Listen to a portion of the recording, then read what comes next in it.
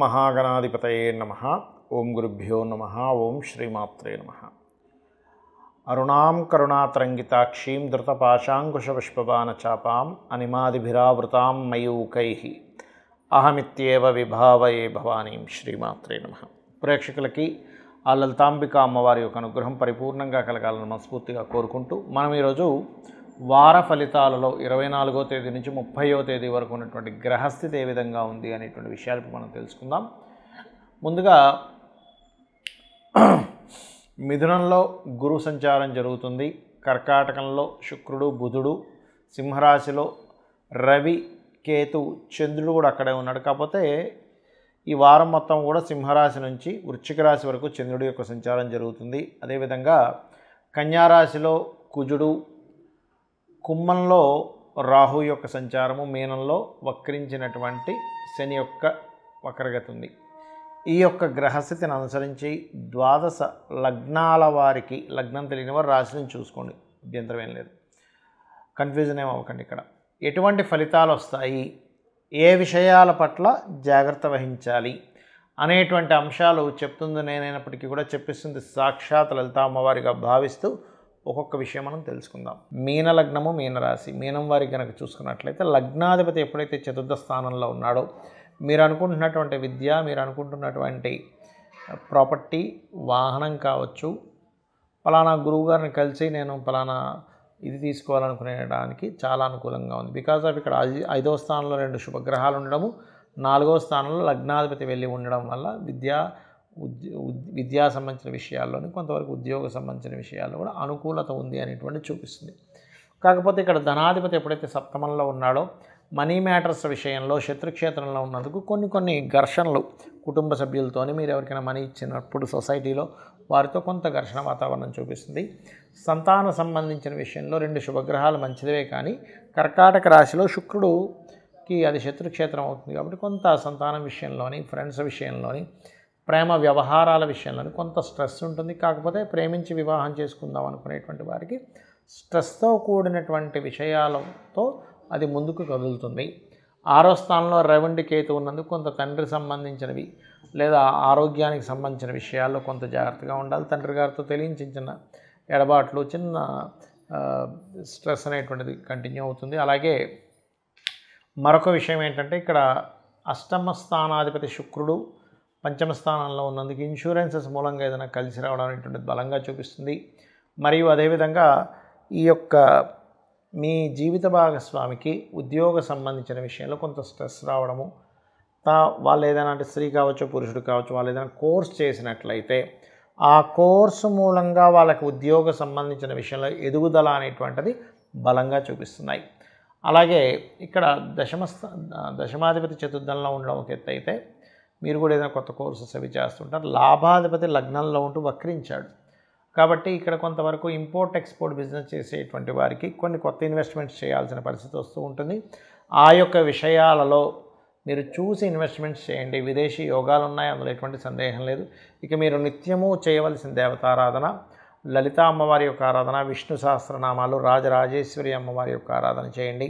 వివాహ సంబంధించిన విషయం లేదా మీ జీవిత భాగస్వామితో అనవసరమైనటువంటి ఘర్షణలు కనుక పెరుగుతూ ఉన్నట్లయితే గోవులకి క్యారెట్స్ తినిపించండి. మరియు మరింత ఎక్కువ ఘర్షణలు ఉన్నాయి, గొడవలు ఎక్కువ అవుతున్నాయి అనుకునేటువంటి వారు ఓం శివకామేశ్వరాంకస్త శివా స్వాధీన వల్లభాయే నమః చేసుకోండి, అన్ని విధాలా బాగుంటుంది.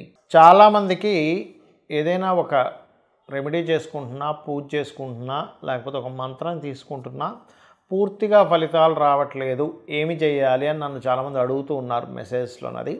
దానికి ఒక క్లారిటీ ఇస్తాను ఈరోజు నేను మీకు. ఇక్కడ మనం ఒక విషయాన్ని పూర్తి క్లారిటీ తెచ్చుకోవాలి. ఏమిటది అంటే, మనం ఒక అనుభవం పొందుతున్నాం అంటే అది మంచి అనుభవం కానివ్వండి, అంటే మనం ఒక లాభాన్ని పొందుతున్నాం, లేకపోతే ఒక నష్టాన్ని పొందుతున్నాం, ఒక బాధని మనం పొందుతున్నప్పుడు ఇది ఏదైతే ఉందో ఇదంతా కూడా మొట్టమొదటిగా పూర్వజన్మల్లో మనం చేసుకున్నటువంటి కర్మ వల్ల వస్తుంది అనేది ఒక క్లారిటీ రావాలి.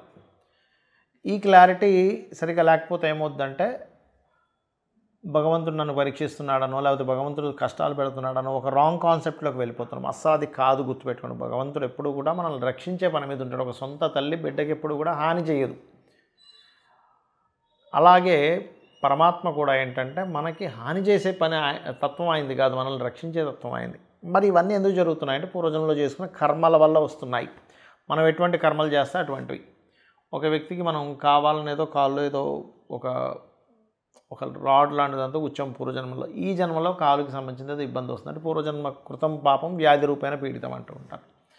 అయితే ఇక్కడ ఈ రెమెడీస్ చేసుకునేటప్పుడు ఒక లలితా సహస్రనామ మంత్రం కావచ్చు, ఒక దానం ఇవ్వడం కావచ్చు, ఒక గురువుగారి దగ్గర తీసుకున్నటువంటిది ఏదైనా కావచ్చు, అది ఎలా పనిచేస్తుంది అంటే మీరు దాన్ని కంప్లీట్గా ఒక పూజ గదిలో కూర్చొని దాన్ని ఆ మంత్రాన్ని మీరు కూర్చొని మీ బుద్ధికి తోచింది, ఇప్పుడు ఎవరో ఏదో మంత్రం ఇవ్వడం వల్ల నేను ఇది చేయాలని, కానీ మీ మనసు అక్కడ కనెక్ట్ అవ్వనంతసేపు మీరు చేసేటువంటి మంత్రానికి, మీరు చేసేటువంటి పూజకి, మీరు చేసేటువంటి అష్టోత్తరాలకి ఎక్కడా కూడా ఫలితం రాదు.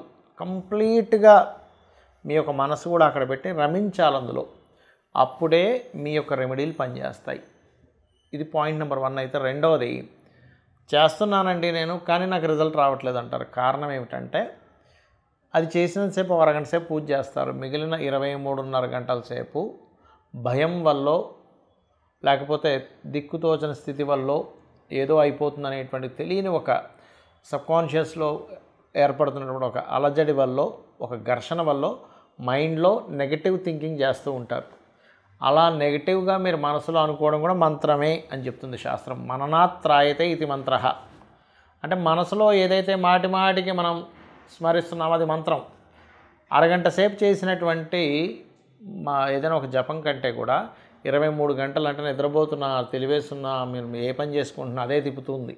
అమ్మాయి అప్పు కట్టకపోతే ఎలాగా, మా అమ్మాయి కూతురు పెళ్ళికి డబ్బులు రాకపోతే ఎలాగా, రకరకాలు ఉంటాయి. ఈ జబ్బు తగ్గకపోతే ఎలాగా, లేకపోతే వీటితో పెద్ద గొడవ అయ్యేటట్టుంది ఎలాగా. అంటే ఏంటంటే మీరు పరిపూర్ణంగా నేను అమ్మవారిని నేను పట్టుకున్నాను, నేను పూర్వజంలో ఏదో కర్మ చేసి ఉంటాను కాబట్టి నేను ఇది అనుభవిస్తున్నాను, కానీ నేను అమ్మవారిని ఆశ్రయించాను కాబట్టి అమ్మవారు నేను ఇంకోసారి ఈ తప్పు చేయను, అమ్మవారు నన్ను చూసుకుంటుంది అనేటువంటి బలమైనటువంటి మైండ్ సెట్తో మీరు ఉండగలిగితే, ఎంతసేపు నేను అమ్మవారి మంత్రం చేస్తున్నాను కాబట్టి నేను ఇంక ఇలాంటి తప్పు ఇంకో పూర్వజన్మలో చేసి నేను చెయ్యను అని బలంగా మీరు నిర్ణయించుకోగలిగితే ఖచ్చితంగా ఈ మంత్రం మీకు పనిచేసి తీరుతుంది. అది లలితా సహస్రనామాలు కానివ్వండి, విష్ణు సహస్రనామాలు కానివ్వండి, ఏదైనా కానివ్వండి. ఇది మీరు అర్థం చేసుకోవాలి. అంతేగాని ఇదేంటో ఏదో దానం ఇస్తున్నాం అవుతుందో అవ్వదో, ఏదో లలితా సహస్రనామాలు చదువుతున్నాం అవుతుందో అవ్వదో అనుకుంటే దాని ఫలితం నిజంగా అలాగే వస్తుంది, గుర్తుపెట్టుకోండి. అందుకే మనకి డాక్టర్లు కూడా చెప్తారు, ఏమంటే మీరు నమ్మకంగా మీరు ప్రశాంతంగా ఉండండి, ఓవర్ థింకింగ్ చేయకండి అంటూ ఉంటారు. అనవసరమైన భయాలు పెట్టుకోకండి, ప్యానిక్ అవ్వకండి అని చెప్తుంటారు చూసారా. అంటే మనం ప్యానిక్ అయితే మనకు రోగం ఎలా ముదురుతుందో మన నిత్య జీవితంలో కూడా అనవసరంగా మైండ్లో రకరకాల ఆలోచనలు తిప్పుకొని ప్యానిక్ అయితే ఆ కర్మలు కూడా అలాగా అనుభవించవలసి వస్తుంది.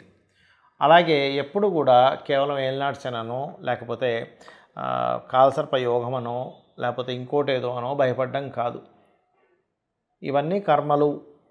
నేను దీని నుంచి బయటపడాలంటే నేను ఏం చేయాలి, అసలు పర్సనల్గా జాతకంలో అసలు ఏమి ఉంది, ఎదగట్లేదా, అది లగ్నం ఎలా ఉంది, ధనం రావట్లేదా, ధనాధిపతి ఎలా ఉన్నాడు, ఏ రూట్లో మనకు డబ్బులు వస్తుంది, గొడవలు అవుతున్నాయి అన్నదమ్ములతో, 3వ స్థానం ఎలా ఉంది, ప్రాపర్టీ నేను కొనలేకపోతున్నాను, ఎందుకు కొనలేకపోతున్నాను, నా పేరు మీద అయితే నేను కొనలేకపోతున్నాను, నా భార్య పిల్లల పేరు మీద కొనొచ్చా, లేదా సంతానం గురించి ఇబ్బంది పడుతున్నాం, ఎందుకు సంతానం బాగుపడాలని మనం తపన పడుతున్నాం, దానికి ఏం చేసుకోవాలి, లేదా రుణరోగ శత్రువులు ఎందుకు వస్తున్నాయి, వివాహం ఎందుకు అవ్వట్లేదు అనేది ఒక్కొక్క భావము ప్రత్యేకంగా వేరువేరుగా ఉంటుందనే క్లారిటీ పెంచుకోవాలి. అంతేగాని ఎంతసేపు ఎల్నాడు శని వచ్చేసింది అందుకే నేను ఇలా అయిపోతున్నాను, శని నన్ను తినేస్తున్నాడు, ఆయనకేం పని లేదా, మనల్ని పట్టుకుని తినేది పని, ఆయనకి ఇంకేమీ ఫుడ్ లేదా, అది కాదు.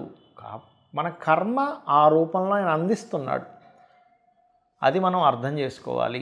ఈ రకంగా అర్థం చేసుకొని మీ యొక్క జీవితాన్ని అమ్మవారిని గనక గట్టిగా పట్టుకొని అమ్మ ఉంది అనేటువంటి భావనతో ఎవరైతే మీ యొక్క జీవితాలని ముందుకు తీసుకెళ్తూ ఉంటారో, చక్కగా కన్న తల్లి ఎలా చూసుకుంటుందో అంతకింకా ఎన్నో రెట్ల అమ్మవారు చూసుకుంటుంది. కాకపోతే ఇక్కడ ఏంటంటే మీరు ఎలాగా మీ యొక్క భావన ఎలా ఉందనే దాని మీద ఆధారపడి ఉంటుంది. అరకొరగానో లేకపోతే సగం నమ్మి సగం నమ్మకుండానో మీ యొక్క కర్మలు మీరు అర్థం చేసుకోకుండా ఉంటే అది ఫలితం రాదు. శ్రీమాత్రే నమః.